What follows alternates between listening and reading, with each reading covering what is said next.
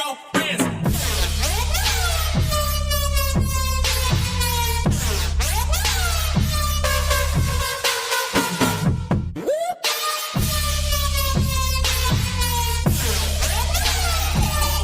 I got zero friends. Assalamualaikum warahmatullahi wabarakatuh. Perkenalkan, kami dari kelompok 8 yang terdiri dengan saya sendiri, Suci Rahmatika, dengan NPM 2019-145-00121. Saya Arif Makfiro dengan NPM 2019-14500-107. Dan saya Tiara Putri Andriani dengan NPM 2019-145-00183. Kami akan menjelaskan materi tentang dokumen perdagangan luar negeri. Dokumen perdagangan luar negeri. Kegiatan perdagangan luar negeri merupakan perdagangan berdokumen karena transaksi jual belinya harus didukung oleh dokumen-dokumen tertentu. Dokumen tersebut dipergunakan untuk memberikan kepastian bagi eksportir dan importir. Menurut Amir MS tahun 1996, dokumen perdagangan luar negeri dikelompokkan menjadi 3 kelompok, yaitu dokumen induk, dokumen penunjang, dan dokumen pembantu. Yang pertama, dokumen induk adalah merupakan inti yang dikeluarkan oleh Badan Pelaksana Perdagangan Internasional yang memiliki fungsi sebagai alat pembuktian pelaksanaan suatu transaksi. Dokumen induk ini terdiri dari 4 jenis, yaitu yang pertama, dokumen pengangkutan atau Bill of Lading, Airways Bill and Railway Note. Pengangkutan dalam perdagangan luar negeri dapat berwujud dokumen pengapalan atau Bill of Lading. Dokumen pengirim barang atau pesawat udara disebut Airways Bill, atau dokumen pengangkutan lewat kereta api disebut juga Airways Consignment Note. Definisi Bill of Lading adalah surat tanda terima barang yang telah dimuat di dalam kapal laut, yang juga merupakan tanda bukti kepemilikan barang dan juga sebagai bukti adanya kontrak atau perjanjian pengangkutan barang melalui laut. Dokumen pengapalan. Data yang tercantum dalam Bill of Lading dibuat dan ditandatangani oleh perusahaan pelayaran atau shipping company. Bill of Lading memiliki fungsi antara lain: yang pertama, bukti penerima barang, yaitu barang-barang yang diterima oleh pengangkutan atau carrier dari pengirim barang, shipper, eksportir ke suatu tempat tujuan, dan selanjutnya menyerahkan barang-barang tersebut kepada penerima atau importir. Kedua, bukti kepemilikan atau barang, dokumen of title, yang menyatakan bahwa orang yang memegang Bill of Lading merupakan pemilik dari barang-barang yang tercantum pada Bill of Lading. 3. Bukti perjanjian pengangkutan dan penyerahan barang antara pihak pengangkutan dan pengiriman eksportir. Of Lading dibedakan menjadi yang pertama, berdasarkan kepemilikan atau Bill of Lading. Pertama, atas pemegang. Kedua, atas nama. Ketiga, atas nama dan kepada order. Berdasarkan pernyataan dalam pembuatan yang pertama, receive for segment Bill of Lading. Kedua, see part of board Bill of Lading. Berdasarkan bentuk Bill of Lading, yang pertama short for Bill of Lading. Kedua, long for Bill of Lading. Berdasarkan kondisi Bill of Lading, yang pertama clean Bill of Lading. Kedua, unclean Bill of Lading. Yang ketiga, stale Bill of Lading. Dokumen pengangkutan udara, yaitu airway, merupakan kontrak pengangkutan melalui sarana transportasi udara. Shipper atau akan memperoleh dokumen airway bill. Dokumen Airway Bill pada umumnya terdiri dari 3 set formulir asli. Dokumen Airway Bill berisikan keterangan. Pertama, tanda terima dari perusahaan penerbangan yang menyatakan bahwa perusahaan penerbangan tersebut telah menerima barang dari pengirim. Yang kedua, perjanjian antara pengirim dan perusahaan penerbangan untuk memindahkan barang dari bandara asal ke bandara penerima. Yang ketiga, pernyataan pabean. Yang keempat, tagihan biaya pengiriman barang. Dan yang kelima, sertifikat asuransi. Dokumen pengangkutan darat yaitu Railway Consignment Note merupakan pengangkutan barang melalui sarana kereta api yang lazim dilakukan di negara-negara yang berbatasan darat dengan negara lain dan telah memiliki akses langsung railway. Atau invoice merupakan dokumen penting dalam perdagangan luar negeri karena dengan melihat invoice kita dapat mengetahui berapa jumlah dan harga barang yang diperjualbelikan, jumlah penutupan asuransi, dan besarnya bea masuk yang harus dibayarkan. Faktur atau invoice dapat dibedakan menjadi 3, yaitu 1. Proforma invoice merupakan penawaran dalam bentuk faktur biasa dari eksportir kepada calon importir yang potensial dan juga merupakan penawaran kepada calon importir untuk menetapkan pesanannya.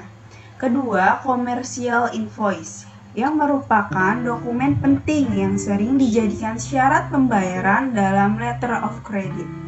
Dokumen ini berisi informasi uraian jenis barang, harga barang, Incoterm payment term, dan mata uang yang dipergunakan. Consular invoice merupakan invoice barang yang dikeluarkan oleh kantor perwakilan negara asing. Dokumen ini dikeluarkan oleh kedutaan atau konsulat negara pengimpor. Yang ketiga yaitu surat kredit berdokumen atau letter of credit. Jika ada, adalah surat perjanjian kredit yang diterbitkan oleh bank devisa di negara importir yang bertindak selaku bank pembuka atau opening bank. Letter of credit disebut surat kredit berdokumen karena surat perjanjian kredit ini mensyaratkan adanya penyerahan sejumlah dokumen ekspor seperti dokumen bill of lading, commercial invoice, dan dokumen lainnya.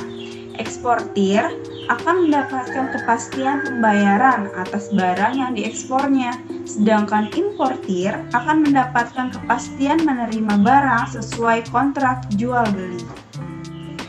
Yang keempat, dokumen asuransi.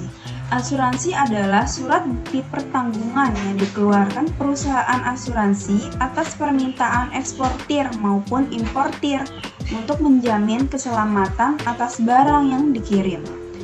Dokumen asuransi dapat berupa, yang pertama, asuransi adalah surat keterangan yang menjelaskan bahwa terhadap barang-barang tertentu telah dilakukan penutupan asuransi dalam bentuk polis terbuka. Kedua, polis asuransi merupakan bukti kontrak asuransi atau barang yang diangkut dengan kapal atas nama si tertanggung. Ketiga, surat penutupan asuransi atau cover note merupakan surat pemberitahuan dari perusahaan asuransi yang menyatakan sebuah asuransi telah ditutup sementara, menunggu polis atau sertifikat asuransi dikeluarkan. Lalu ada dokumen penunjang. Dokumen penunjang merupakan dokumen yang dikeluarkan untuk memperkuat atau merinci keterangan yang terdapat dalam dokumen induk, terutama invoice. Yang termasuk dalam dokumen ini antara lain 1. Daftar pengepakan atau packing list. Daftar pengepakan atau packing list adalah daftar yang berisi rincian barang yang terdapat di setiap peti karung atau kemasan. Kedua, surat keterangan asal atau Certificate of Origin.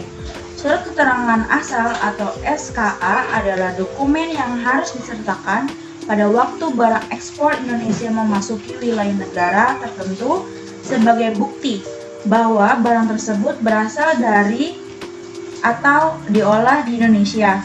Jenis surat keterangan asal yaitu A.